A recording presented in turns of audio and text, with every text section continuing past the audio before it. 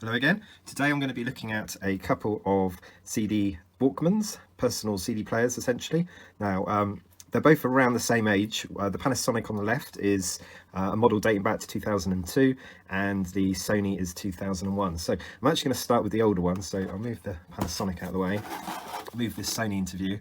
It's got a really nice look to it, and it's partly metal, so the lid is aluminium and the base is plastic, but it has a really nice kind of look to it, and it does kind of almost look metal, the whole thing. So let's have a look at the back here, and you have a external battery or charger can go into here. So this is mentioning 4.5 volts. So with rechargeable batteries inside, it will actually charge them for you. There's a charging light indicator here, and that's really quite a nice option to have. The other option that's nice to have on this particular player is this line out here. So this allows you to make recordings of your CDs or play them back on a separate amplifier. And what is good is it does carry over the text from the CD. So if you've got a mini disc, I believe it should keep all that information for you when it makes the recording. So if we move along, we've got the volume here, the up and down, plus minus, and then you have the tracks. So you've got play, and then you've got backwards and forwards, and that stop as well, the charge light. So that functions as a button as well. Now here is a headphone socket, and it's got the standard sort of extra connector here. So this does fit a lot of, well, actually I think it fits all of the Sony remote plug-in controllers, and there were many that were released for CDs, for cassettes, and for mini disc. So this seems to be a standard format. The other thing you might notice now as I move this around is there's a couple of points here. So this would have fitted into an optional dock. So again, this would have been a way of charging the battery or providing power to the player. And then you have the open catch here. Let's just move this along and have a look at it in a little bit more detail. So there's a little bit of a kind of like a recess here on the back, and it's not a dent. It's basically where the hinge allows the lid to open. So it just gives you a bit of clearance there. So it's extremely slimline. On the back, there's mention of CD text actually there. I mentioned that earlier, and G protection, which is a anti kind of jog protection, and it also mentions mega bass. It's also got CDR and CDR-RW, so it will play CD writables and rewritables. Let's have a look. There's a hold switch there, so when you're out and about, perhaps if you're jogging, you've got the necessary hold switch, so any knock of the control won't affect the player basically. So this player is very nice to look at, and very, very slim actually. So let's open it up and see what it's like inside. So this is the inside of it. Nicely put together really. The metal lid here on the top, so that's a good option. Keeps the player light. There's also a couple of switches here worth mentioning. So one is AVLS, which is the volume limiter on the actual headphones. So it looks like I've got that set to normal rather than trying to suppress the upper volume range. Now the other thing is the G protection. So there's two modes, there's a 1 and 2, and I was having a look through the manual actually, and it was saying to use volume 2 if you're kind of doing more running and you're not walking, and in the actual manual it does give longer battery times if you're using G protection 2. So I don't know if that's a typo or if that is the case, and maybe the quality of playback isn't quite as good. So maybe it's the way it samples and stores the audio information before you hear it in some kind of buffer. Maybe that's just not quite as good, but the actual anti-jog properties are very good. So yeah, so that's an interesting one there. So let's have a look at what this is. So this looks to be a little door, and that's made of metal. The rest of this is plastic, and you might be aware of the shape here of these batteries that are required, and they are the gum stick batteries. Now they are still available. They're around sort of, I think they're around £10 or £12 each in UK money. Fortunately I've got a couple of old ones here which still work, so let's just push one in and push the other one in. It's got a nice feature here before the lid closes on me. When you want to take these out, just press down on one end and you can get the first one out fine, and then obviously get access to the second one because there's a little indentation in there, so that's a nice little design feature. Let's close the door up, and you can see the head here. So it's got the warning message about not touching the head, never touch the lens. There it is there. So yeah, all of these sort of players mention that, and it goes without saying really. Right, let's stick in a disc that was a few years earlier than 2001 and see if it spins up. It holds off.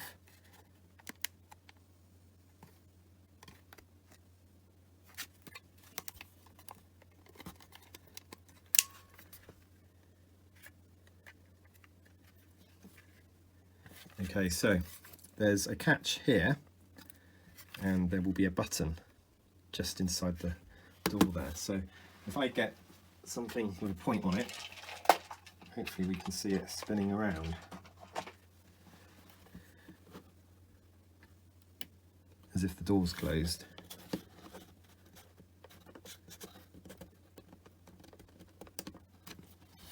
I just had to scratch a little bit of corrosion that was in there, so if you have got one of these players, or you find one and it doesn't appear to work, then that's probably a good thing to do. Try to give it a bit of a clean. Okay, let's just put that in first before there you go.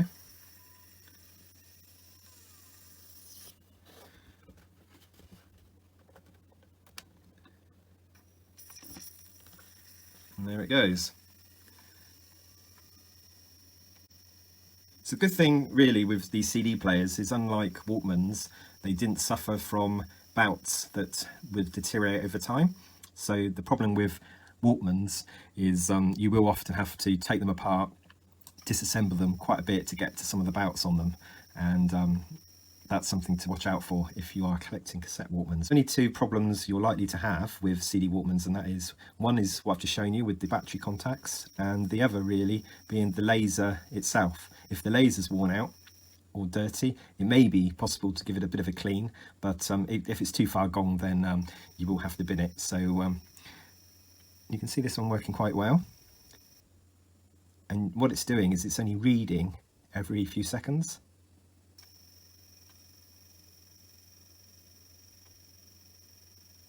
So you can actually hear the laser assembly as it's reading, and then it stops, and the whole time it's spinning. So this is buffering the CD quite nicely. So if I let my screwdriver out now, it'll go into shut off, which is obviously like the emergency protection, so you don't get a laser beam in your eyeball. There we go. Okay. Just going to set this to number 2, that's the G protection, and by doing that I'm just going to see if it does anything any different or sound any different.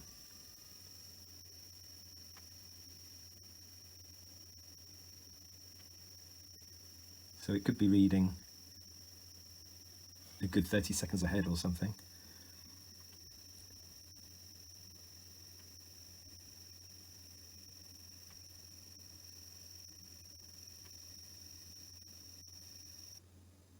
Okay, it stopped.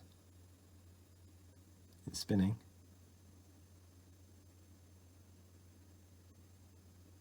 So a comparison between the G Protection 2 and 1 is that the second setting seems to read more, and then it's quiet for longer before it starts reading again.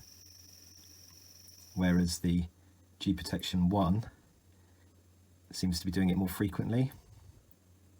So that might explain why the battery life is better on G Protection 2.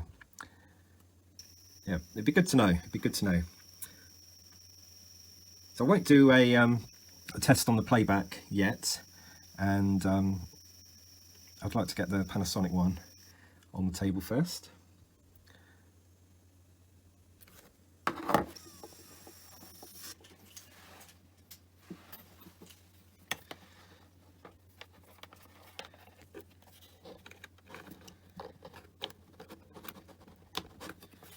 I've got a very basic controller here, and there's no display on it. I don't think I had a controller with this CD, so I'm just going to see if it works by pressing play on here. It does seem to be. I'm just cycling through the tracks using the remote. I'm going to press stop. So as you can see, a lot of these standard remotes will work on these Sony products, which is good. This is the player that would have come out a year later, so it was obviously in development around that time. And the SL-CT700 is not just a CD player, it will play MP3 CDs as well. That was a big thing back then. A lot of people burnt their own CDs just to get lots and lots more music onto one CD. And this was the precursor to the hard disk drive MP3 players, and obviously the Apple products that followed afterwards. And it feels cheaper straight away, this one. So this seems to be all plastic, and it's quite nice looking. Yeah, it's not bad. It's also made in Japan, so this is probably one of the last products that would have been made in Japan in terms of CD players made by Panasonic. And it is quite similar to look at actually to the Sony I just showed you. So it's got the same input here for the external power, so it's 4.5 volt, and there's even a extra connection there for an external battery. So this would have just had a short lead on it going into like a battery box, which would have been AA batteries. And for both of these players, you would have jumped up from maybe sort of 20 hours or so up to probably 80 hours in terms of use if you had your external battery pack on there as well. So moving along, let's see what else we can see. So we've got a headphone socket here, and I've seen this type of socket on Panasonic things before. I had a cassette Walkman, which would have been around the same time, or just maybe a few years earlier, and that used the same sort of jack. And what it would allow you to do is connect a special remote, a Panasonic remote, and it would have come with that anyway, this player. See, on the Panasonic ones, it's got extra kind of banding, which gives it the ability to process those kind of control messages. So it will take a regular headphone anyway, but that's why there's a bit of a gap around there, because that's where the remote version kind of pushes down onto it. So that there's a hold switch there, which the Sony had as well. There's your open catch. You've got some buttons here that all look like they all light up. So we've got playback, stop, we've got the tracks, and we've got the volume as well. So that was all done on those ones. And not really much need of a slight indent there to allow the lid to open. There's no support for cradle, but there is a support for like a cord. So you could have a sort of a wrist cord or a neck cord or something on there. So that's what that is. Okay, let's open it up. So it feels all plastic. I don't know if it's got like a metal plate inside it. Well, it might have under there. I think it's plastic there. Yeah, so it's an all plastic affair, this one. And it's surprisingly similar to the Sony. It doesn't have extra switches on here though. It's got the message, do not touch the lens. And if we have a look, you can see it's all very slim. It's got support for these batteries again. So where did I put them? I'm using the same pair, and I don't know if it's gonna light these batteries without me doing some scratching first. Okay, so this one does look a little bit. This is the sort of thing to be a bit careful with. Now I did have some batteries left in this, and if you leave batteries in things, they will go off sometimes. I'm hoping that's going to be enough to swap these batteries in. So let's put that one in first, and then that one. Okay, batteries are in. So the catch, that means there's a button, there's probably a little switch somewhere, probably inside the lid again. All right. Let's just give this a slight, oh yeah, there it is. It's actually a little micro switch there. and I guess I'm going to do it in a different way this time, using my left hand. It's doing lots of little flashing lights as it's playing on the buttons. So this does seem to be working fine, seems to be tracking. Ooh. I'm going to close it up because it's going to be a bit easier on this one to show you what it's doing on the side. So you've got the gist of it. The disc was playing fine. So it's saying of all these buttons you can only press this one, I think. So I'm pressing it. And now it's saying you can press these buttons as well. You can press your volume buttons, track buttons. Okay, so it's nice to have separate volumes. You can hear the seeking going on.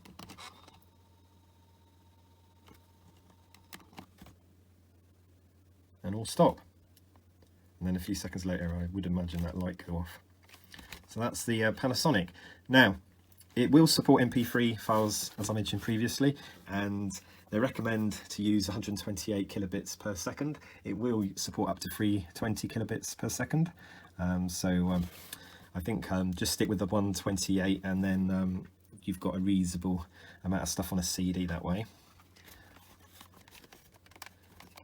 So there's not much else to say about this player as it stands. The difference between these players, I'll just bring this one back into view, is the Sony is not as loud. So in the spec, it is it has got smaller numbers for the output on the headphones, and this Panasonic has got higher ones. I believe as well that this Panasonic is one of the ones that still featured a reasonable amplifier, and it didn't use a more modern digital processor. So a lot of people complained that when the later models sounded quite bad, so this one I think just missed out on that. So to compare width wise, this is what you are looking at. Not much in it, left and right. So let's plug in the Panasonic first, and if it's not going to be too loud. All right, let's play.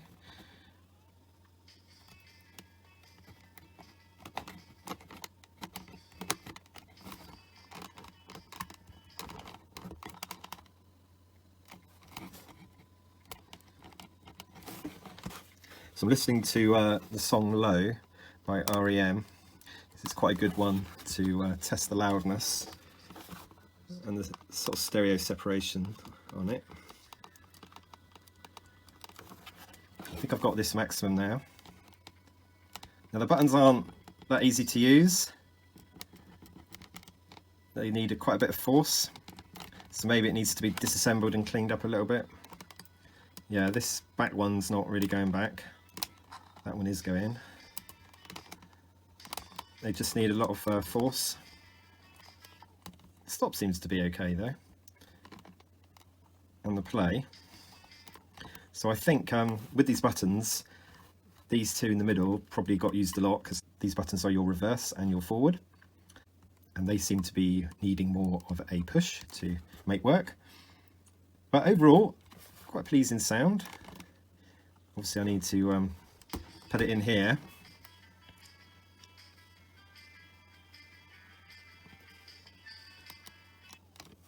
Now the thing that I haven't been able to do is drive any of its other modes. So there's no button on here for the for extra bass or anything like that. Again, that might have been something available on the remote. But let's take this out now and try it on the Sony. So looking at the Panasonic, just as I took the batteries out, there's a slight sort of indent here, so that does allow you to pop up the battery a little bit easier, but it's not as easy as on the Sony. So let's put the Sony one in. And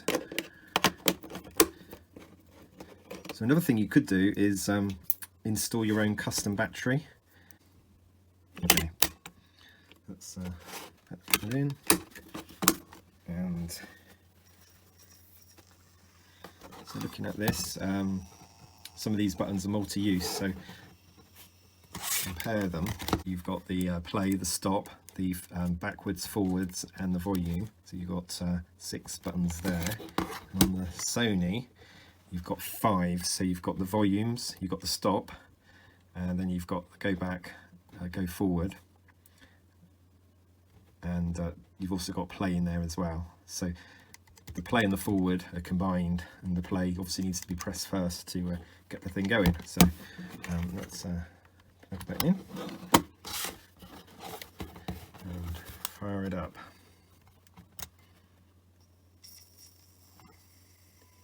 So there's no LED lights on this one.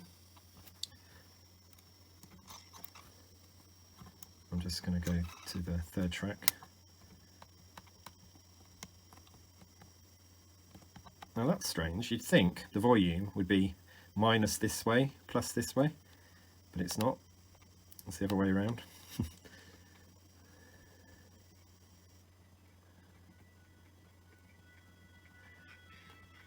Okay, it's gone quite loud actually. Seems as loud or louder than the Panasonic, surprising.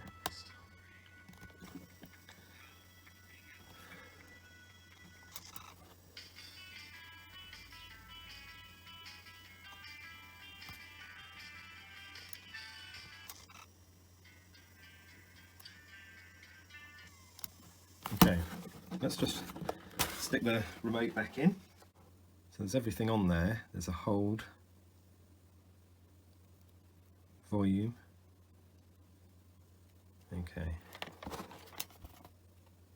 So digital mega bass, only selectable using the right remote. So I'm kind of stuck with the mode that it's in. This is a very basic remote here. I might just go and have a look in a minute for a better one. Let's just test it again anyway. So it allows you to plug your headphones in.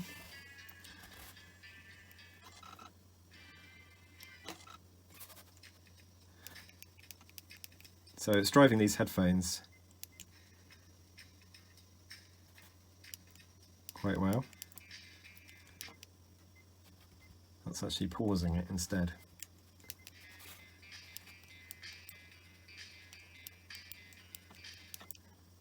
So on the remote, this one here is pausing it.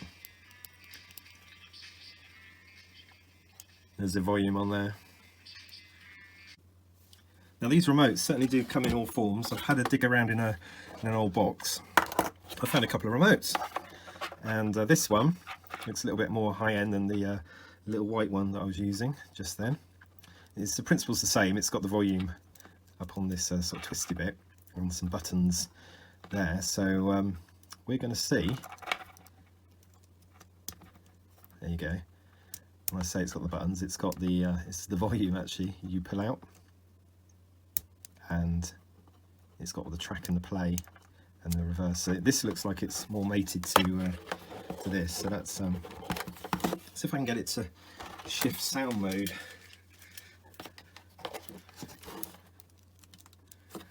There you go.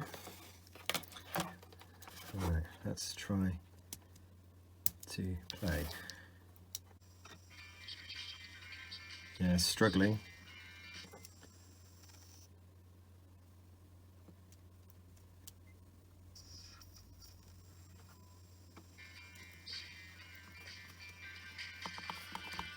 Okay, this is definitely affecting the sound here.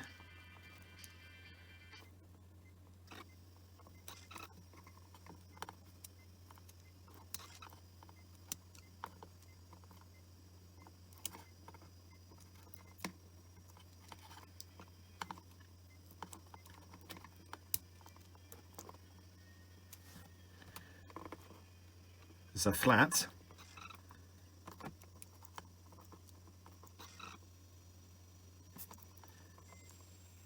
And it doesn't seem to have enough power really to drive it. It is affecting some of the functions, and I have been able to change the sound setting, the sound mode, using a button here.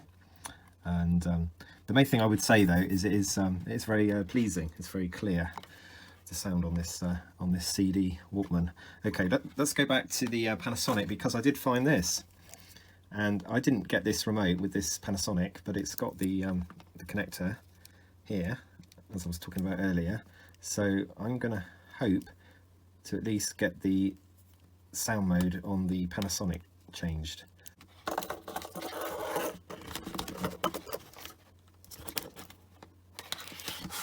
Okay, up there so you can see the buttons if they're going to do anything, and hold seems to be off. Okay, let's try play. It is doing something, but it's not playing because I've put the CD in. Let's put the CD in first, it would help. Okay, there you go, let's press play. Okay, I can hear it spinning. Oh, echo.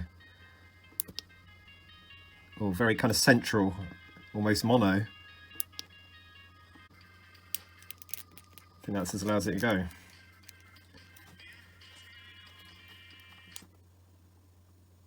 Well, you can see as well the CD spinning underneath. It's a shame there's no lights along here. It almost gives the impression there should be.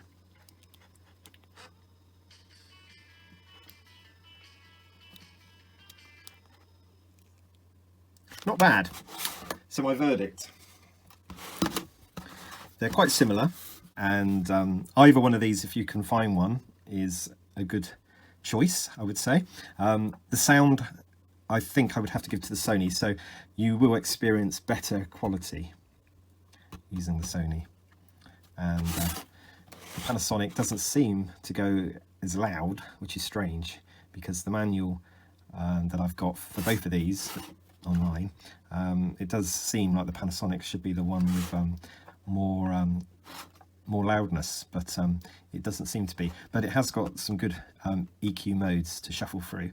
There you are. So that's my verdict there. So the Sony just slightly more, but having said that, you know, if you want to experiment with burning some CDs, some MP3s, then maybe the Panasonic is the one you need for that. But they're both nice, capable machines. You can still get the batteries for them, and they should last for quite a bit longer, at least for the foreseeable future. So these are over 20 years old, and still working well. Just check those battery contacts first. Okay, thank you for watching, and if you'd like to leave some comments, and that would be interesting, and I'll do some more videos in the future. Thank you, bye for now.